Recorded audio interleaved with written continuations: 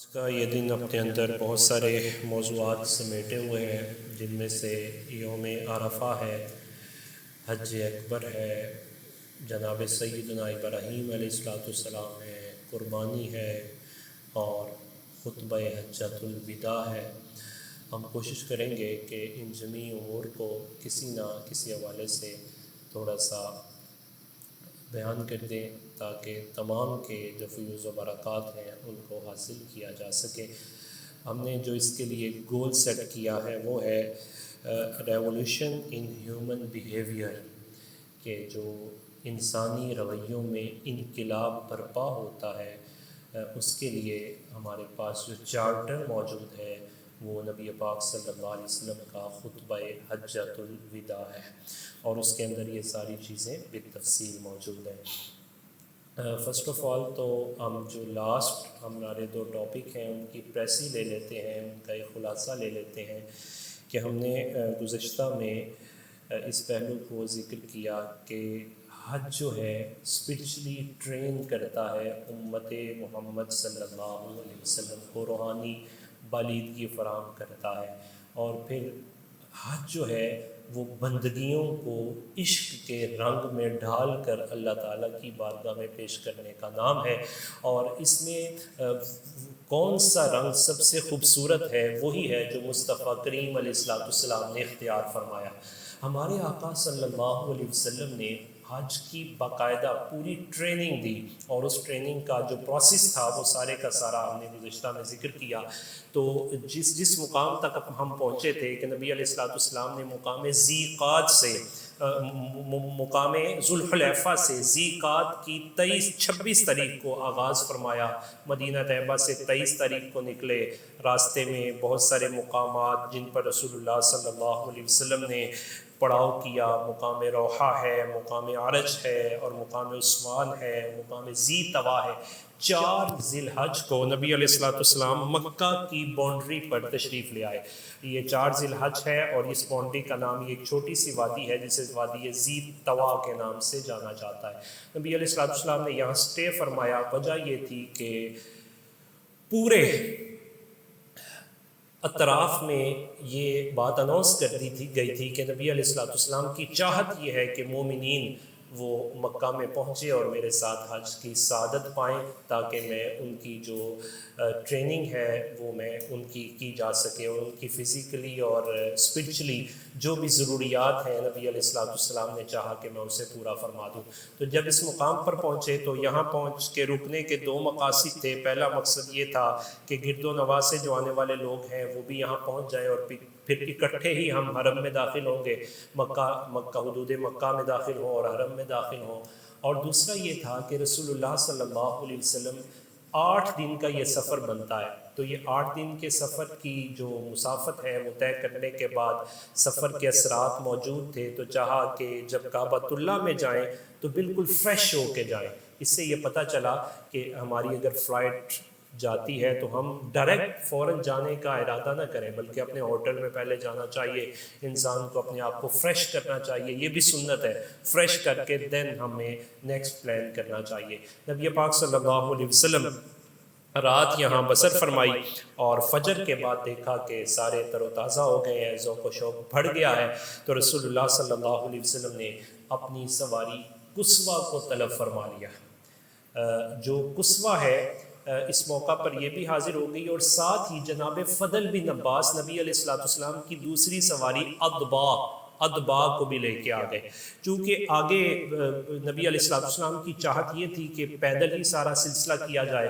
صحابہ کرام رضوان اللہ علیہم اجمعین نے عرض کی کہ حضور سارے یہ چاہتے ہیں ہم کعبہ بھی دیکھیں اور کعبے کا کعبہ بھی دیکھیں، لہٰذا آپ جو ہے وہ آپ سواری پر سوار ہو جائیں۔ نبی علیہ السلام نے اس درخواست کو قبول فرمایا، اور پھر سعادت اس کو قصوہ کو ہی میسر آئی۔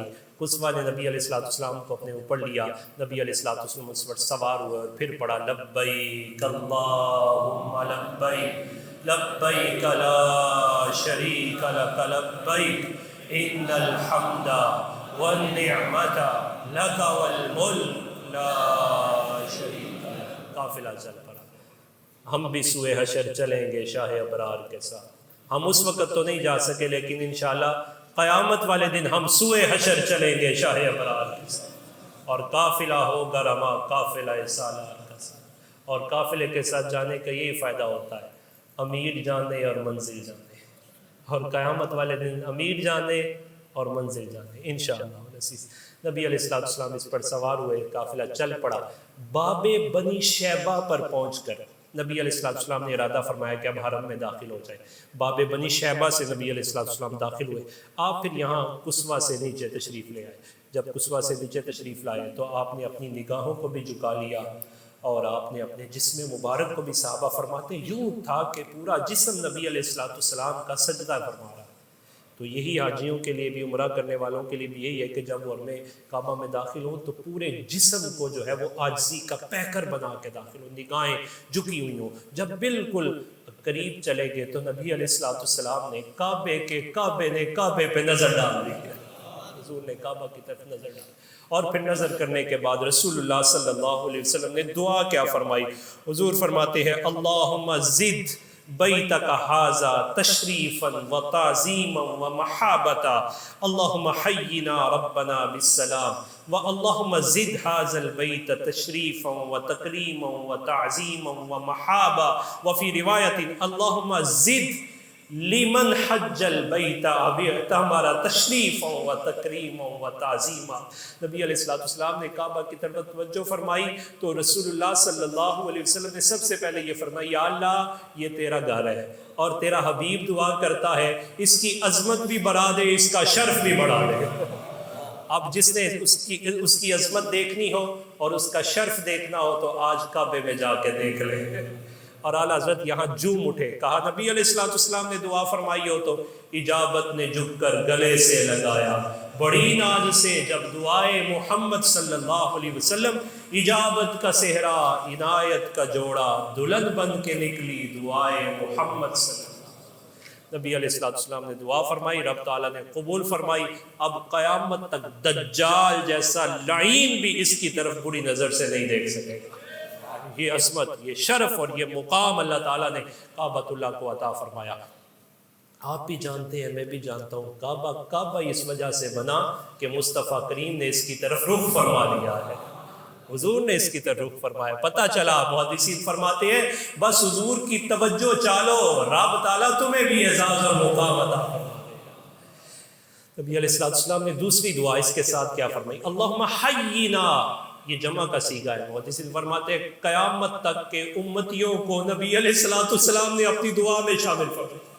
اللہم حینا ربنا بالسلام، اے اللہ ہمیں تین دعائیں اس میں شامل، یا اللہ اسلام بھی بچانا، ایمان بھی بچانا، اور دونوں جہان بھی بچانا، دونوں جہان بھی بچانا، ربنا بالسلام۔ اور پھر فرمایا اللہم زد، پھر فرمایا یا اللہ اس کا شرف بڑھا دے، اس کا مقام بڑھا دے۔ اور ایک روایت میں یا اللہ جو بندہ اس شرف والے گھر میں آئے اس کا بھی عزت اور اس کا بھی مقام تو بلند فرما دے۔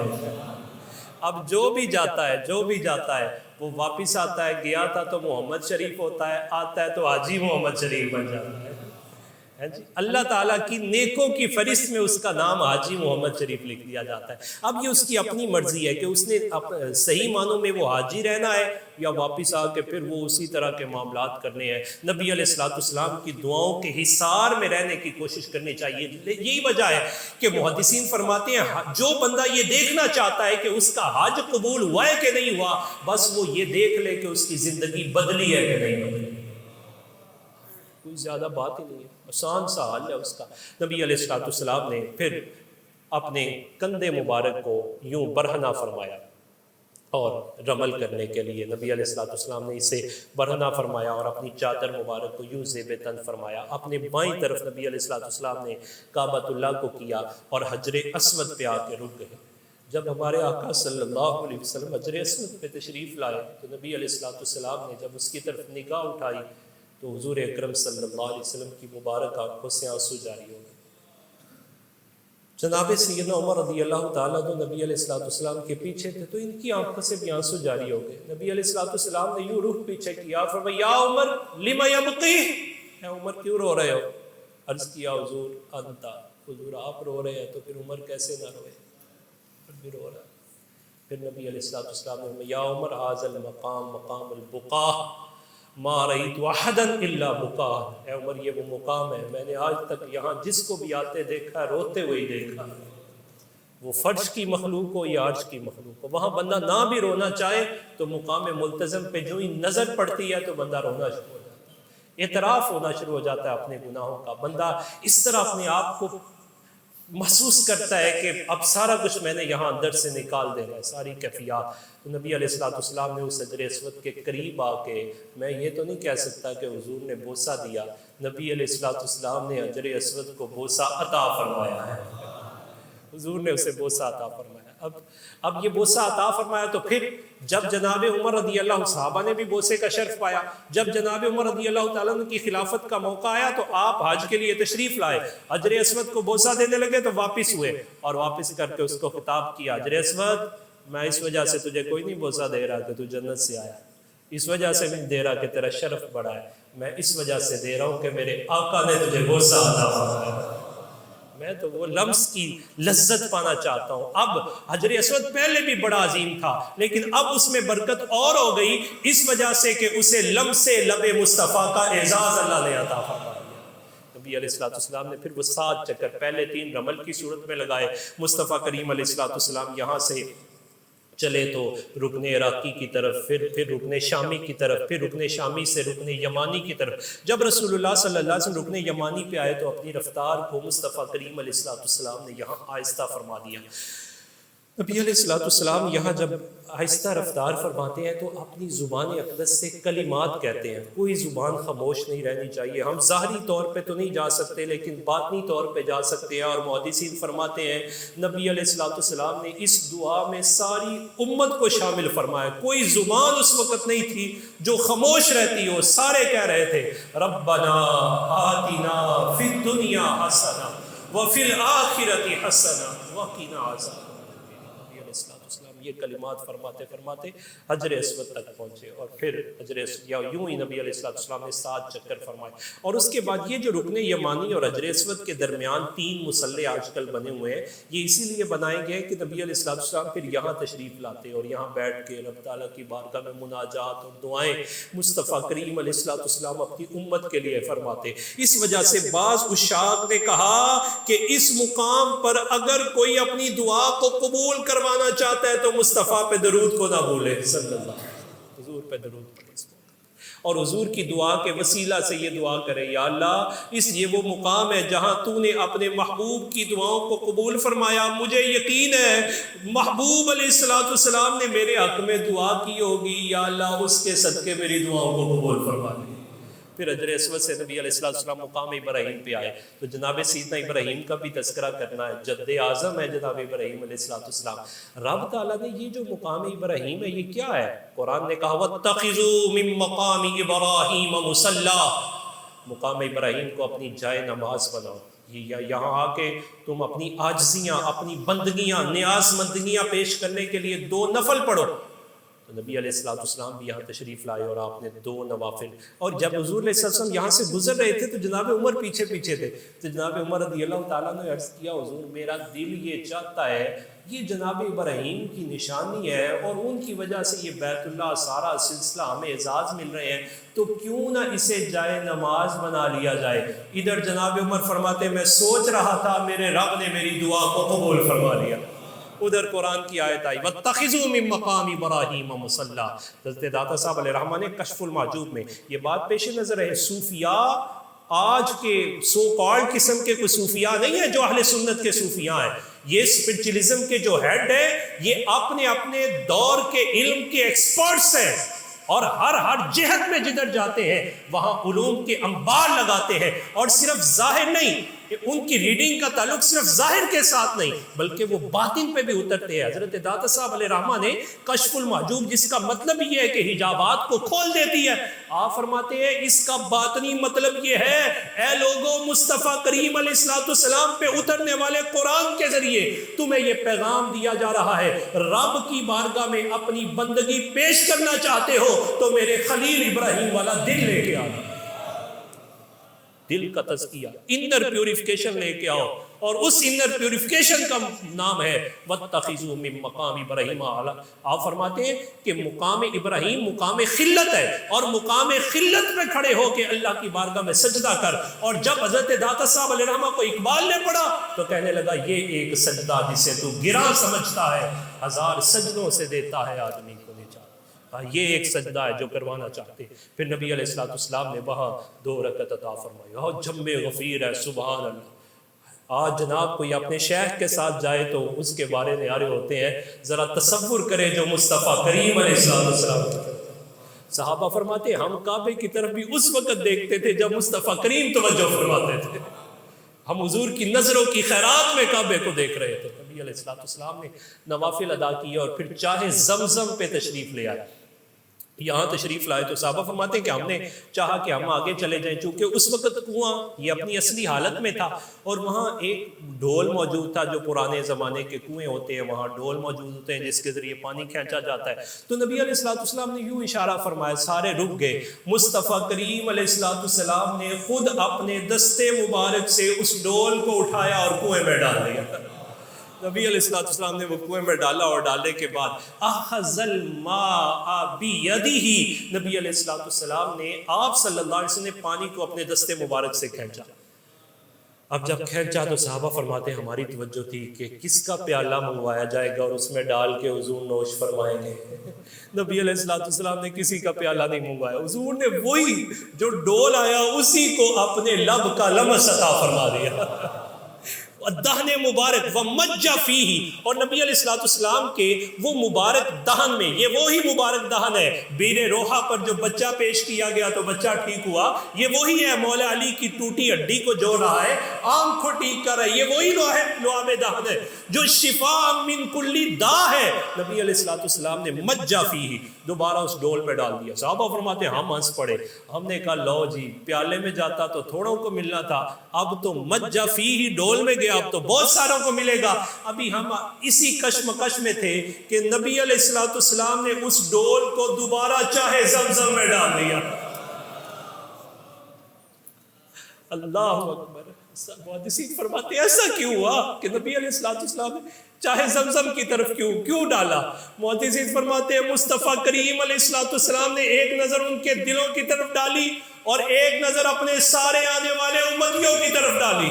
قرآن نے پیغام یہ دیا تھا لَقَدْ جَاءَكُمْ رَسُولٌ مِّنْ أَنفُسِكُمْ عَزِيزٌ عَلَيْهِ مَا عَنِتُّمْ حَرِيصٌ عَلَيْكُمْ بِالْمُؤْمِنِينَ رَءُوفٌ رَحِيمٌ۔ مفسرین اس آیت کے ضمن میں کہتے ہیں ارے اپنی اولاد کی اتنی فکر ماں اور باپ نہیں کرتے جتنی مصطفیٰ کریم علیہ السلام فکر فرماتے ہیں۔ حضور فرماتے ہیں میں نے توجہ کی، تم تو میرا لعاب، میرا لمس آج پالو گے، کل پالو گے، لیکن میرا آنے والا امتی کیسے پائے گا؟ لہٰذا اس کو اپنے دہن کا اعزاز دینے کے لیے میں نے چاہے زمزم میں ڈال دیا ہے۔ اب جو بھی امتی حجر اسود چومے گا یا زمزم پیے گا میرے دہن کی برکت پائے گا۔ یہ چاہے زمزم پہ۔ پھر نبی علیہ السلام حدیث فرماتے ہیں پھر یہاں دعا کرے، وہ دعا کیا؟ اللہم انی اسألک علما نافعا، اے اللہ میں تجھ سے علم نافع مانگتا ہوں، ورزقا واسعا، رزق وسیع مانگتا ہوں، وشفاء من کل داء، اے میرے مالک تیرا محبوب اس کا لعاب، وہ جو اندر کی ساری انٹرنل ڈیزیزز ہیں وہ ساری کی ساری اس کے لعاب سے نکل جاتی ہیں، اے میرے پروردگار مصطفیٰ کریم کے لعاب کا وہ شرف مجھے مل گیا ہے، لہذا ساری بیماریوں سے نجات بھی عطا فرما دے۔ اب یہ اس کو بڑا اعزاز تھا جناب اسماعیل علیہ السلام کی ایڑی کا بھی، لیکن آج جب امتی پیتا ہے تو ہے وہی زمزم جسے ایڑیوں کا شرف جناب اسماعیل علیہ السلام کا ملا تھا، لیکن آج اس میں جو لذت آئی ہے تو محمد عربی صلی اللہ علیہ وسلم کے لعاب کی لذت آ گئی ہے۔ نبی علیہ یہ تصورات، یہ ہے وہ جو ٹریننگ نبی علیہ السلام۔ حج پورے کا پورا عشق کا ایک رنگ ہے، اور عشق کے رنگ میں بندگیاں اپنے رب کی بارگاہ میں پیش کرنے کا نام ہے۔ نبی علیہ السلام نے پھر صفا کی طرف توجہ فرمائی، صفا سے پھر مروہ کی طرف۔ جب حضور صفا سے مروہ کی طرف جا رہے تھے تو رب کا قرآن پڑھ رہے تھے، ان الصفا والمروہ من شعائر اللہ فمن حج البیت او اعتمر فلا۔ پھر وہ جو جب پہاڑی سے نبی علیہ السلام نیچے اترے تو نبی علیہ السلام یہ دعائیں فرما رہے ہیں. اور جب وہ وہی مقام جہاں سیدہ ہاجرہ سلام اللہ علیہا دوڑی، نبی علیہ السلام نے بھی وہاں اپنے قدم مبارک کو تیز فرما دیا.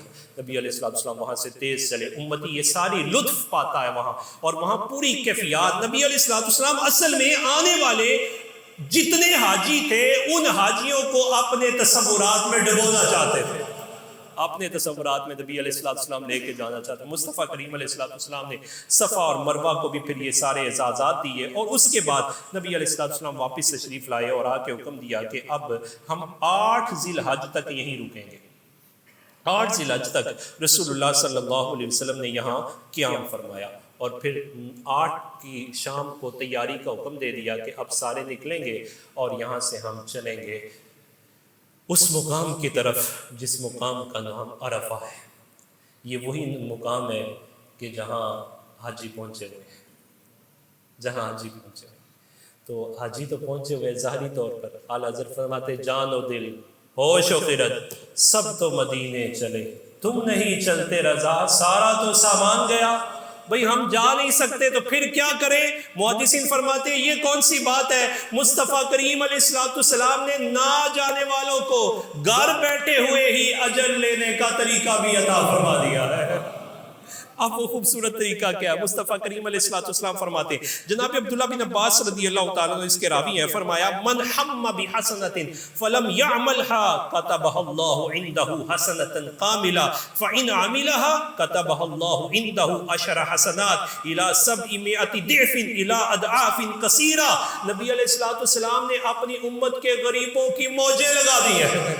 حضور فرماتے ہیں جو بندہ نیکی کا ارادہ کرے گا، میرا امتی نیکی کا ارادہ کرے گا، نہ بھی کر سکا اللہ تعالیٰ اسے 1 اجر ضرور عطا فرما دے گا.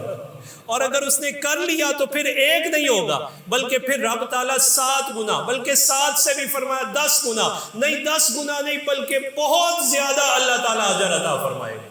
تو پھر میرا خیال ہے کہ نیکی کا ارادہ کرنے میں کوئی ہیزیٹیشن تو نہیں، کسی کو کوئی پریشانی نہیں ہے. تو پھر دل سے ارادہ نہ کرے کہ اگلے سال ہم نے بھی جانا ہے، تو پھر ارادہ کر کے ذرا پڑھ لے لبیک اللہم لبیک. عالم تصورات میں اگلے سال میں ہم پہنچ گئے. لبیک اللہم لبیک لبیک لا شریک لک لبیک ان الحمد والنعمت لک والملک لا شریک لک. نبی علیہ السلام مقام عرفہ پہ پہنچے. اب یہ مقام عرفہ پہ جب مصطفیٰ کریم علیہ السلام پہنچتے ہیں تو اس مقام پر نبی علیہ السلام کے لیے مسجد نمرہ کے قریب میں ایک خیمہ لگایا جاتا ہے. نبی علیہ السلام اس میں تشریف فرمایا اور حضور پوچھتے ہیں کہ سارے تشریف لے آئے؟ سارے آ گئے. عرض کیا گیا کہ حضور جہاں جہاں تک پیغام پہنچایا اور جم غفیر کم و بیش 1.25 لاکھ نفوس یہاں پہنچ گئی ہیں. نبی علیہ السلام نے فرمایا اب پھر میری قصوہ کو حاضر کیا جائے. رسول اللہ صلی اللہ علیہ وسلم کی وہ مبارک سواری قصوہ بھی آ گئی اور ادبا کو بھی حاضر کر دیا گیا. اب پھر رسول اللہ صلی اللہ علیہ وسلم نے یہ فیصلہ فرمایا کہ 9 ذی الحج کو ہمیں لے جانے کی سعادت قصوہ پائے گی اور ہمارے ساتھ اسامہ بن زید ہوں گے. اور 10 کو نبی علیہ السلام نے یہ فرمایا کہ 10 کی سعادت ادبا اونٹنی پائے گی اور یہ ہمیں یہاں سے مینا میں لے کے جائے گی. نبی علیہ السلام نے ایک خطبہ جو ہے وہ یہاں عرفات میں دیا اور دوسرا خطبہ مینا میں دیا. پہلے خطبہ میں نبی علیہ السلام کو قصوہ نے یہ اعزاز پایا اور دوسرے میں ادبا نے. اور یہاں جو جناب عباس رضی اللہ تعالیٰ عنہ کے بیٹے جناب عبداللہ بن عباس کے بھائی جناب فضل بن عباس رضی اللہ تعالیٰ عنہ یہ نبی علیہ السلام کی مائیت کا شرف پاتے ہیں. نبی علیہ السلام نے یہ جو 2 خطبے بیان فرمائے ہیں، آپ کمپیریٹیولی مذاہب عالم کا مطالعہ کرتے ہیں تو آپ حیران رہ جائیں گے کہ دنیا کے سارے مذاہب اس بات پر متفق ہے کہ اگر کوئی بندہ complete and universal charter of humanity rights دیکھنا چاہتا ہے تو وہ محمد عربی صلی اللہ علیہ وسلم کے خطبوں میں دیکھ سکتا ہے.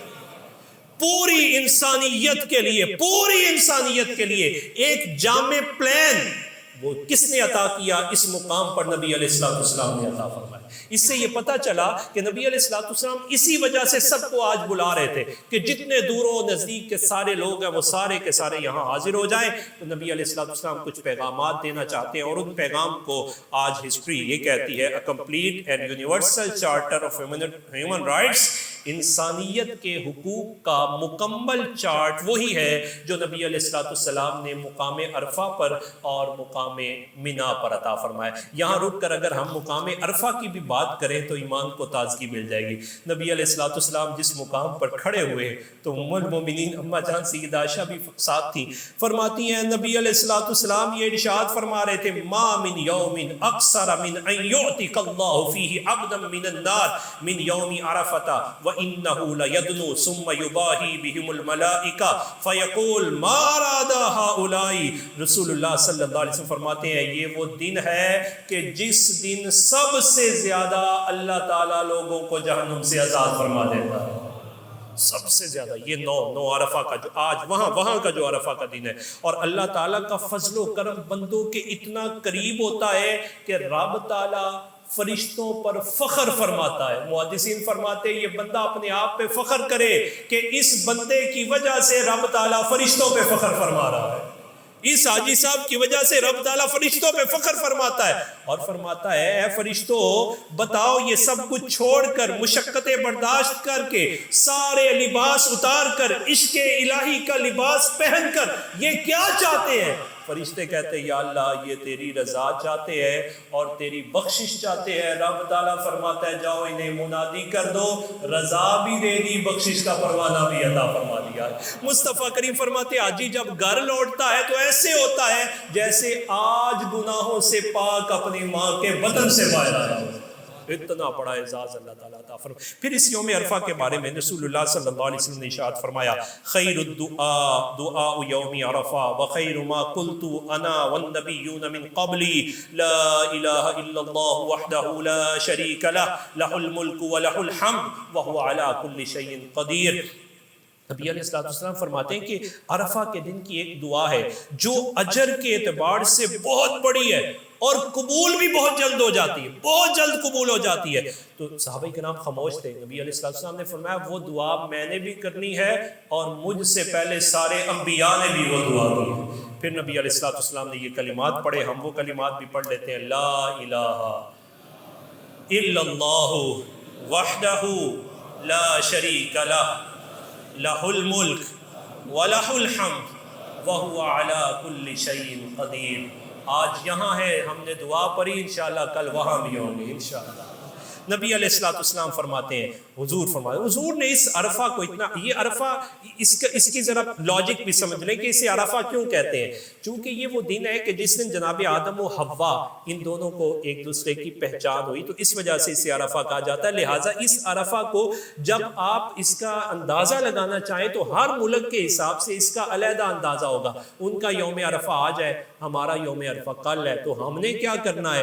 نبی علیہ السلام ارشاد فرماتے ہیں کہ سیام یوم عرفۃ احتسب علی اللہ ان یکفر السنۃ التی قبل والسنۃ التی بعد۔ یہ عرفہ کے دن کا روزہ ایسا روزہ ہے، مجھے یہ امید ہے روزہ رکھنے والے کے ایک سال کے پہلے اور ایک آنے والے سال کے گناہ رب تعالیٰ معاف فرما دے گا۔